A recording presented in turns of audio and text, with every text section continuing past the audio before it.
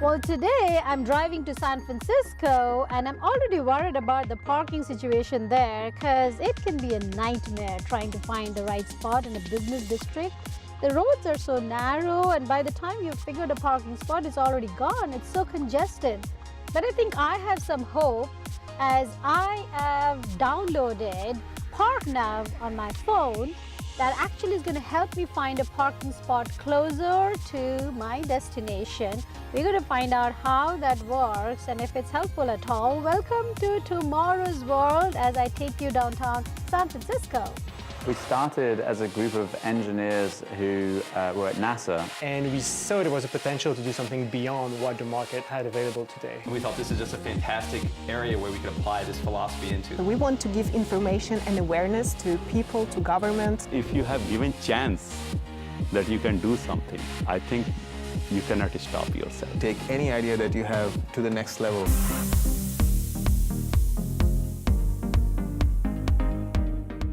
With hundreds of thousands of cars getting added to the roads every day, the roads are not getting any wider or longer or bigger. It could be a real challenge for all of us to find that right parking spot wherever we're going. We're going to talk to Ayal Amir, who's going to tell me about this cute little app that you can install on your phone. I'll tell you where you can find this parking spot next. I didn't know there was something so cool that I could find my parking spot closer to wherever I'm going, even if it's in a dense city. Tell me, how did you begin thinking about it? I love parking so much that I do it every day. But my girlfriend doesn't love parking, and she used to come to my place and look for parking for more than 30 minutes. I looked around and there were a bunch of apps that use sensors in the streets, but not enough sensors there were in the streets. And so there were also apps that would tell you when somebody is leaving, people would tell you that they're leaving, but not enough people would tell you that they're leaving. And so I'm a data scientist for 20 years, and I said maybe data science could help. And so we got a team of amazing guys together and we created ParkNav. Now, is this similar to what we already see in some parking garages? They have a green light and a red light, and that tells you if that's open or a closed spot? So it is very similar, just without the lights in the streets and without the sensors on the ground. What we do is we tell you for every street, in the street, green means there is a spot there right now, somewhere in the street. And if it's red, that means there is no spot. And you see it in your app, and you know I should go for the green and not go for the red. Now, this sounds like a huge amount of data that you have to compile, that every parking spot is censored. Is that how it's working? So a lot of the sensors that we have are actually in our pockets and in our cars and in the things that we already use. Sensors in the streets are expensive, and connecting them to the outside world is expensive. And so what we do is we take data from a lot of phones, a lot of cars, and put it together with a lot of background data from companies that have it. And we give you something that's not exactly there. It's 90% precise, but that's good enough. 9 times out of 10, when we tell you green, you will find a spot there. Now, tell me how you're collecting this data and what specific devices are being used to collect this data. Right. So we have an app that tells us that somebody is looking for parking right now. They tell us, where is the parking spot? So we know that somebody is looking. When they parked, they save where they parked. So we know that somebody was able to find parking in that street. So this kind of data from our users, but also from companies that team up with us, GPS manufacturers, map providers, all of that together gives us enough information to provide the statistics. So this is sort of coming out of the crowd. It's kind of crowdsourcing, that you're getting the data from actually somebody being there or leaving that spot. Now, how have you mapped the available parking spots that exist already? Right, so we had to do a lot of work on sending people to places, also teaming up with a lot of companies that have some data.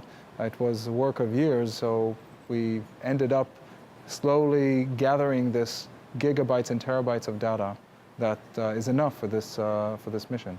Now, a lot of this data could be already available with the maps that we are using, you know, the very widely used maps like the Google Maps or the Apple Maps, MapQuest and all of that. They may already have that data. Did you think of collaborating with them so that you can just apply the parking spots with an existing app that's there? Yeah, it makes a lot of sense, and we would like to. So we are working with some companies to put it part of their maps. It just takes time sometimes, but definitely that's the future. Well, haven't they themselves tried to find a parking solution when they already have a map? I believe that they have tried it for years. This problem has been around for a while. There was an app, for example, by Google called OpenSpot 5 years ago, where people would contribute that they're leaving a spot. But not enough people would say that, you know, I'm going to my car. Should I really take out my phone and press a button? No, you know, I just want to go. Let's understand back up where the problem originally existed. I mean, you are from San Francisco, so let's start talking about San Francisco. That's the worst place to park. I know a lot of people are not driving to San Francisco because of parking spots not being available, or it's too expensive to park. Tell me a little bit of a data that how many cars do you think would require this kind of an app? So in San Francisco, we have 450,000 vehicles that of residents who live here, and every day about 30 to 50,000 cars more are added to that. So it really fills around like 3 p.m., 12 p.m. There is a saturation of all of the hot spots, so the Union Square, the Financial District, the Union District, the Mission District, all of them have a lot of cars that are looking for parking. Some of them go to garages, otherwise they go in the streets.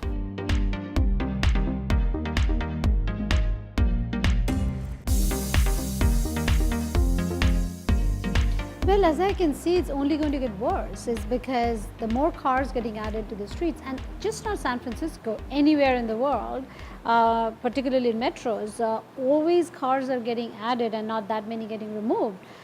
So when you're talking about finding a spot, are you able to also guide people to, you know, outskirts where they could park and jump into a convenient sort of transportation to come to the cities? Right, so there are a good number of companies that are working on combining those find parking and then transport people from certain area with Uber or with different trains.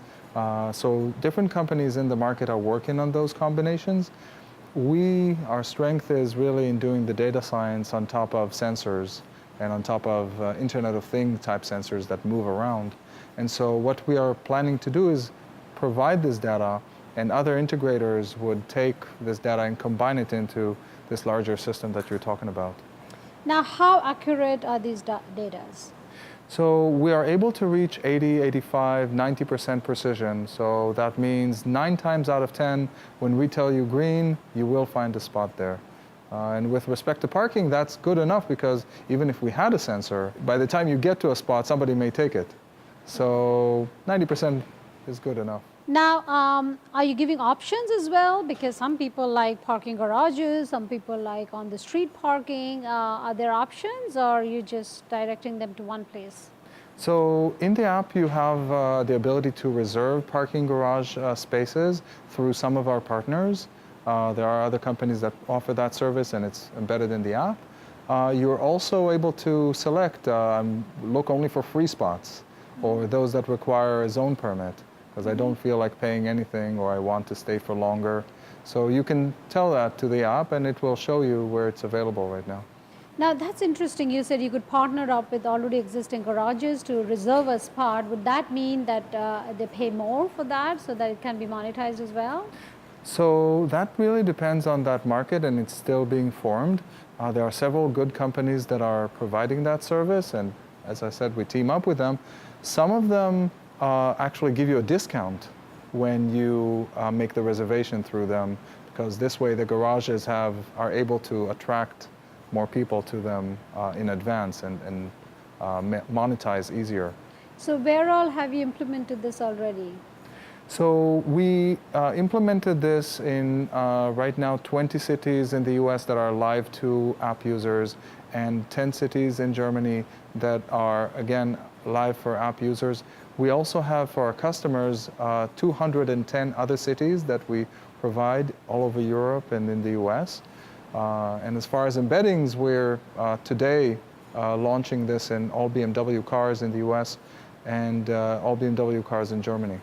Well, in terms of your finding, which cities in the world seems most congested with cars? Well, New York is definitely hard, Manhattan. San Francisco is not too far behind. But typically most cities, some parts of them will be really hard at specific times and other parts will be really hard in other times. So, you know, residential areas during the workday, usually they're pretty easy to find parking. The problem comes in the evening. This is quite exciting is because I cannot imagine the amount of hours that are wasted just to find parking, and you know, you're running to a meeting, the stress level is just so high to find a spot for yourself. I mean, this could solve a lot of problems, but building this company, what were some of the challenges you faced? Oh, well, with startups, there are challenges that are way beyond building the product. So in our case, there was the first challenge of, would it at all work? You didn't know if statistics would be good enough. Is there enough statistics? And then where would you get the data? And then how would you scale it to like cities the size of Chicago or New York? And then the question is how to monetize it. You know, there is an advice that people tell you when you build a startup. You ask what kills startups, and they tell you something that sounds completely obvious, which is startup die when you run out of money. And it sounds, okay, you didn't tell me anything, that's obvious. But that's actually the main thing that everybody who's doing startup, after they kind of do the first steps, they realize that this is really the biggest, hardest thing. As an employee in a company, you kind of are used to getting salary, and so you almost don't think about it.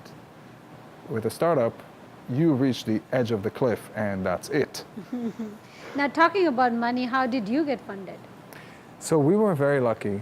At the early days of the company, when we already had the product in a couple of cities, we got our first project with a car manufacturer, and that gave us a huge spring forward. We got also some little funding from a child company of Deutsche Telekom, and then later from angel investors, very good here in the Valley.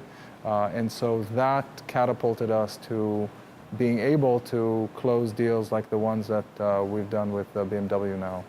Now, tell me this, when you started this company, you had no idea that, you know, you're going to have a market and people are going to buy it. So did you set yourself a timeline that, you know, I'm going to work for this many years, and then, you know, if I don't make money, then I do something else? How does it work with an entrepreneur of this size who's trying to build a worldwide product, but with a very limited amount of funding? So, you know, I came to Silicon Valley when I was like 25 in like the high of the internet bubble. And so I was under the impression, do you build it and everything will be great?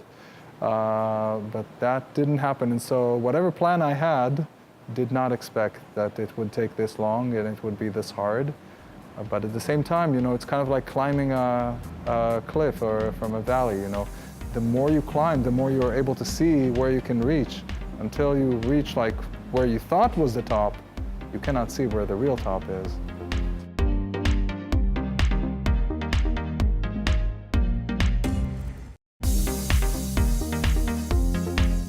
So this seems like a lot of information that you have to capsule in an app, and you're trying to localize it, although you're building it for, you know, worldwide different countries. You are able to then bring it down to a local San Francisco parking issue. How are you doing that? So we try to give as much attention to each one of those cities, individual streets, individual parts of the city. We are taking a lot of sources, a lot of data from different sources, whether it's meter data or moving cars, or cell phones, or apps, or GPS manufacturers, payments, everything that we can put our hands on. And we put it all together into a lot of servers, a lot of computation. We were lucky to be part of this Microsoft Ventures Accelerator that provided us with a lot of resources to put it on a lot of cloud computation. It's required to run all of those cities and do this every minute. A lot of computation for every street. There are millions and millions of streets that we need to compute this at every minute. And so this, from a technology perspective, we put it all in the cloud and use the ability of the cloud to scale ourselves. I mean, we're a startup. We're still able to provide something that 5 years ago would not be imaginable. And from a product perspective, we have to really craft it and pay attention to every city, every street. Our customers keep beating on us. Hey, you know, this area in New York is not working. What's going on? You know, and we wake up, you know, I wake up in the middle of the night to fix those things. So where are you fixing all these things? Where is your main data center? So we are distributed. We have an office here in San Francisco, where I'm based, and an office in Chicago. That's where our headquarters are, and then an office in Seattle, Austin, Munich, Germany. Munich, Germany is also my second office. I fly there every month. Moving forward, were there anything that you found in your journey that you weren't even expecting to have found, that, you know, you thought did not exist, but, you know, doing the work, you figured there are bigger challenges that kind of gets added to the existing problem? Oh, absolutely. I think the opportunities that we understood as a result of this are huge. We understood that we were able to do a lot of AI on top of some sensors at micro scale. So that gave us the idea that we can branch into predicting many, many things. So nowadays there is a lot of excitement about AI and machine learning and how their power can give us many new applications. I'm a scientist in my heart, and so I immediately think, oh yeah, we can build AI that would do this and this and this. And so my imagination of what I think will happen is that we will be able to predict where everything is and what is the availability of things. So I would know if there's an available seat in a restaurant, an available bread of the type that I like in my favorite bakery, did it run out already, without having to go there. So I'll be able to essentially kind of teleport myself at least kind of into what is going on in the restaurant. Is, you know, do I like the people? Does it feel like my crowd? Should I go? Does it have what I want? You know, I can switch between the Gap and Old Navy and Banana Republic, and, you know, I can just teleport myself into each one of them and see what's there without having to really know. Be there, yeah. I mean, that opens up the whole world. There is no limit to really finding out artificially that what is existing anywhere else through the data that you're collecting. But for Nav right now, what is it that you have in mind in the coming, let's say, few years? You're already in BMW cars. Are you giving them this exclusive rights, or are you planning to, you know, build it to cars of mine like Audi and other places? So we expect this to be, we hope that it will be in all cars. Of course, typically the luxury cars are those that adopt such technology earlier. So things like Audi, Volvo, Mercedes, of course, Lexus, Acura, they will have those technologies probably earlier. And typically the other car manufacturers jump in a couple of years later. So the more cars are becoming connected these days, the more people have services in the cars, whether they're connected through your mobile phone or through more SIMs that are embedded in the cars. So I expect within 5 years, everybody will have it, either in their cars or in their phones, embedded in the apps or in the cars directly. No, that's a great answer, and I love that spirit that we want to build what we want to build. What other people are doing doesn't matter. Let them do it, and then a few years later, you see there's nobody else who's supposed to be here, but you are still standing strong. And I think that requires a lot of commitment and maybe some things that you do right along the way. Parking, for that matter, is a very universal topic. Everybody needs to park at some point or the other, right? And this is the market, and the world is quite large when you think about this app. Anybody can download and use it. It's because it's useful to everybody. Would you want to monetize it by putting a price on the app, or would you want to go to bigger car owners and sell it? Have you weighed those options yourself? So nowadays, I don't believe so much in monetizing the app itself. I think, especially for parking is that time when you're most anxious. You're trying to find a spot, people behind you, you're late for the meeting already. It's like, that's the wrong time to hold a phone in any way, or even to look at a phone that's on. So if it's already embedded in the car, I think that's the perfect, most convenient way, most soothing way of getting you to a parking spot. So I think that's the right thing for the users, and fortunately also right for monetization for us.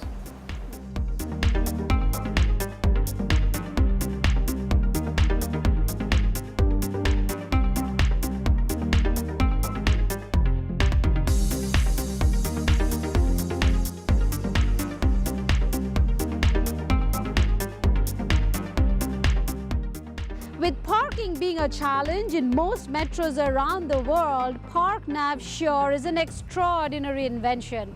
We'll find out more about how it's accurate in the next few years. We'll see you next week, same time, same place on Tomorrow's World. Till then, do take care of yourself.